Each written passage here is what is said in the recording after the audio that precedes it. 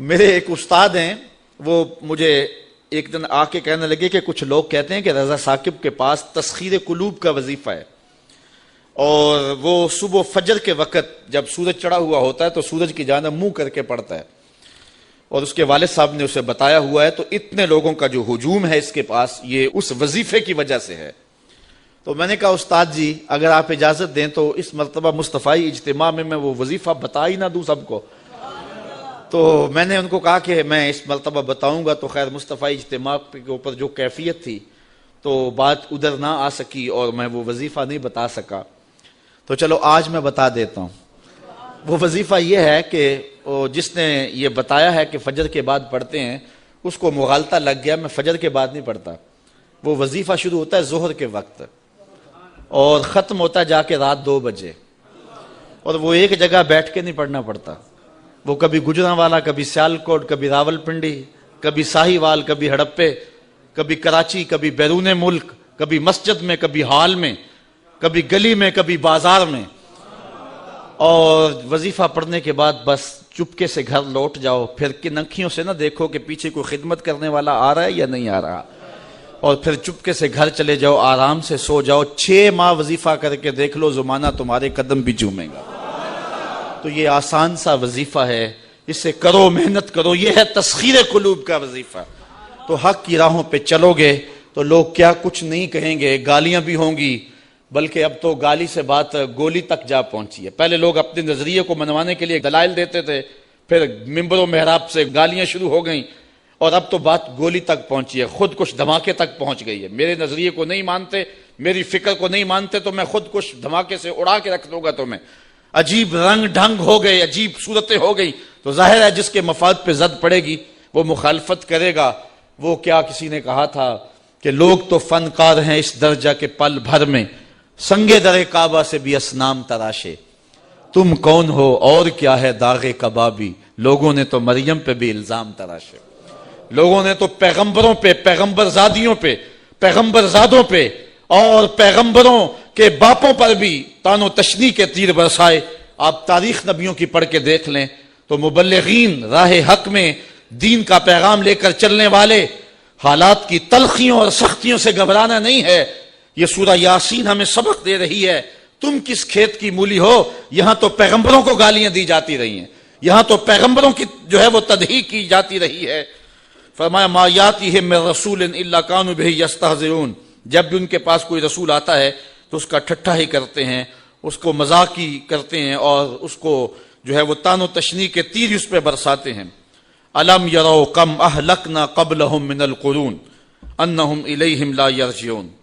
اللہ تعالیٰ اشارہ فرماتا ہے کیا انہوں نے نہ دیکھا ہم نے ان سے پہلے کتنی ہی سنگتیں ہلاک کر دیں، کتنی قومیں برباد ہو گئیں، جن کا طوطی بولتا تھا آج باقی نہیں ہیں۔ اللہ اکبر۔ اور ارشاد فرمایا انہم الیہم لا یرجعون، اب وہ پلٹ کے بھی نہیں آئیں گے۔ فرعون گیا تو اب کسی ملک پہ فرعون کے بیٹوں کی حکومت نہیں ہے، فرعون بھی پلٹ کے نہیں آیا۔ خاقان گئے تو آج خاقان نظر نہیں آتے، تغلق، ایبک، فرعون مصر آج کہاں نظر آتے ہیں؟ جن کا طوطی بولتا تھا آج دنیا ان کے نام بھی نہیں جانتی۔ میں آپ سے پوچھتا ہوں، میرے جو سننے والے لوگ ہیں ان کی چمکتی پیشانیاں اور ان کی روشن آنکھیں بتاتی ہیں کہ یہ باشعور لوگ ہیں۔ چونکہ یہاں آ ہی باشعور سکتا ہے، چونکہ میرے پاس نہ تو لچھے دار تقریر ہے، نہ کان پہ رکھ کر کے میں سر کھینچ سکتا ہوں، تو پھر ظاہر ہے جو ان مقاصد کے لیے آتے ہیں وہ ہماری مجالس میں تو نہیں آئیں گے۔ یہاں تو وہی آئے گا کہ جس کے سینے کے اندر جو ہے وہ جستجو کی روشنی ہے، یہاں تو وہی آئے گا کہ جو قرآن مجید کی تفہیم کا نور اور اس کے سمجھنے کا جذبہ سینے میں رکھتا ہے۔ تو تاریخ کے قاری بھی ہوتے ہیں، اور علماء بھی، اہل دانش بھی، وکلاء بھی، ڈاکٹر بھی، اور پڑھے لکھے سنجیدہ متین لوگ بھی، لیکن اس کے باوجود میں اتنے اس مجمع میں جو کہ انتہائی سنجیدہ اور متین اور سمجھدار طبقہ ہے، اگر میں آپ سے پوچھوں کہ جب حضور تشریف لائے تھے تو اس زمانے میں جس شخص کا طوطی بولتا تھا، سلطنت روم کا شہنشاہ، اس دور کا اوباما کہہ لیں، اس کا نام کیا تھا؟ تو کوئی تاریخ کا تازہ مطالعہ رکھتا ہو تو شاید وہ نام بتا دے، لیکن باقیوں کو اس کا نام یاد نہیں ہوگا۔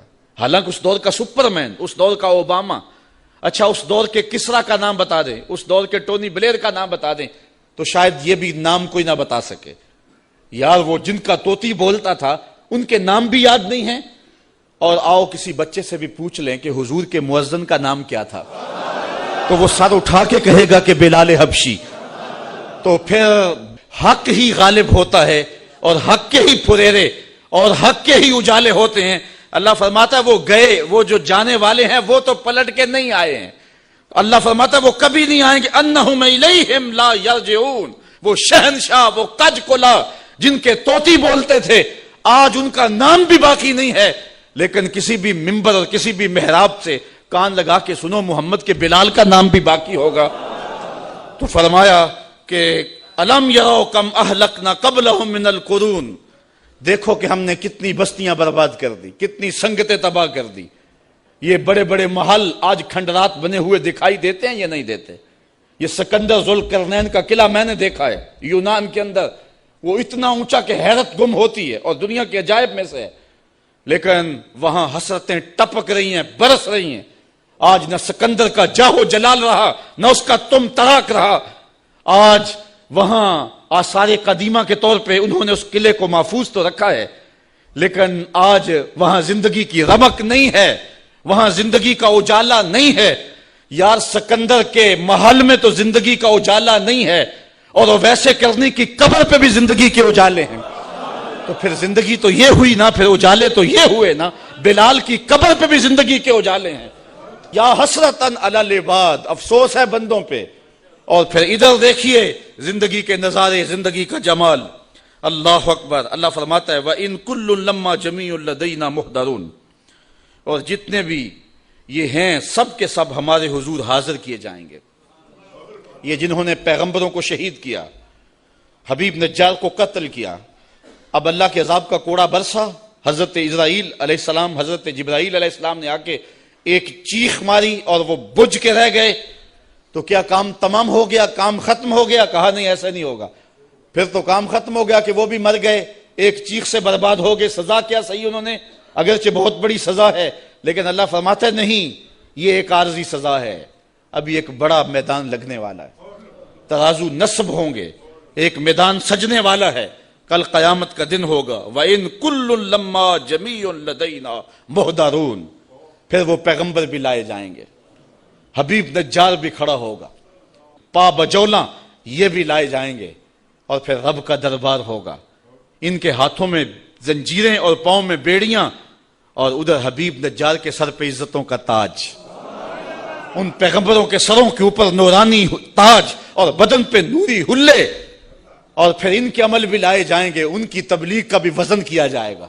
اور گالیاں دینے والوں یہ دیکھو تمہاری گالیاں اور ان کا وزن, اور پھر اس کی سزا جہنم. اور میٹھے بول بولنے والے پیغمبروں کی بولی بھی سنو, اور اس کی جو جزا ہے میرے رب نے رکھی ہے ذرا اس کو بھی دیکھو. تو پھر وہ کیا منظر ہوگا, اور کیا رنگ ہوگا, اور کیا جمال ہوگا. تو راہ حق پہ چلنے والے, اگر تیری بات کو ٹھکرا بھی دیا جاتا ہے, تیری واز کو ترک بھی کر دیا جاتا ہے, تیری گفتگو کا مذاق بھی اڑا لیا جاتا ہے, تجھے گالیاں گولیوں سے سزا بھی دی جاتی ہے, تو اس کی پرواہ نہیں کرنا.